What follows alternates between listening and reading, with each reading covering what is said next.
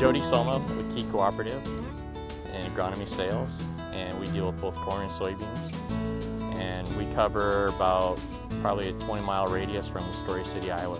Throughout the year, we get a look at the list at what they have to offer for the innovation trials. It enables us to take pretty much what we know on the basis of how to grow crops and advance it to make corrections for upcoming seasons.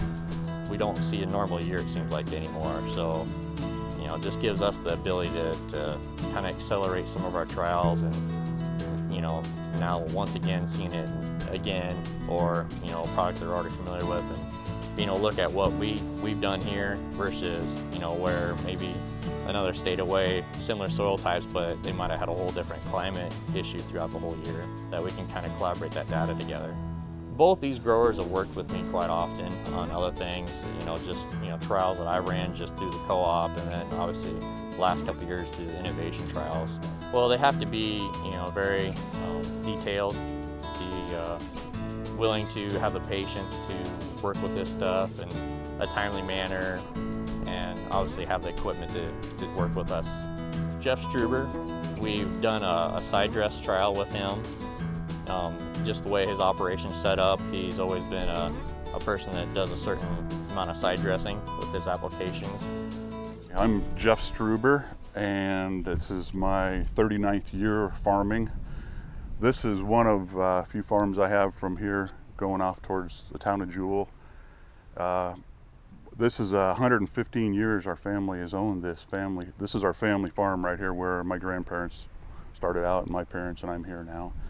I look at Jody in particular as a real important part of my operation, and I have several people.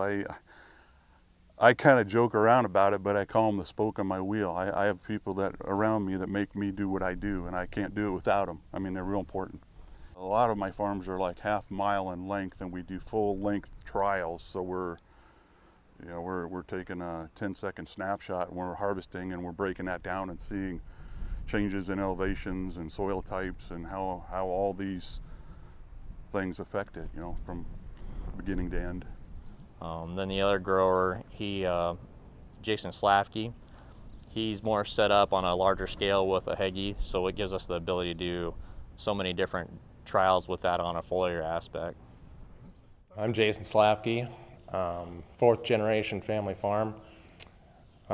We farm a short 1,500 acres crop ground and livestock as well. Here in central Iowa, the topography is fairly flat and heavy black gumbo land. Typically, a challenge we may have is more on a wetter year. This ground seems to hold moisture a little bit longer than others, and drainage really is an issue. I really like the hands-on that the Key Co-op agronomists have and the care that they have for us out here as producers.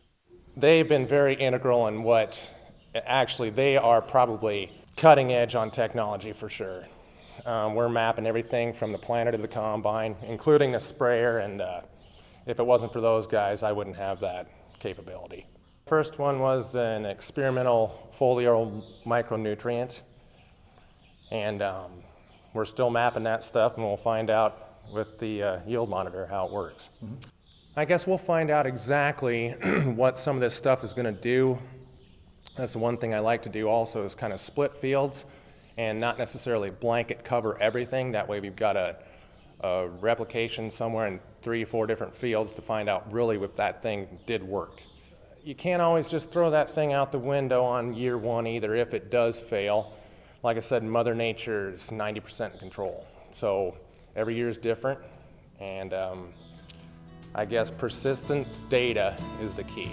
I'd say they've seen both sides of the results. They've seen both positive and negative, which, you know, we also have to look at the negative, I guess, in the aspect of justifying if the product is, you know, a correct product for us to use in this area. It's extra work to do all this, but all my life I've been into just trying to find more things and breaking it down more specific. I have no idea what it's going to look like when my kids take over, but Dad's just awestruck with the technology.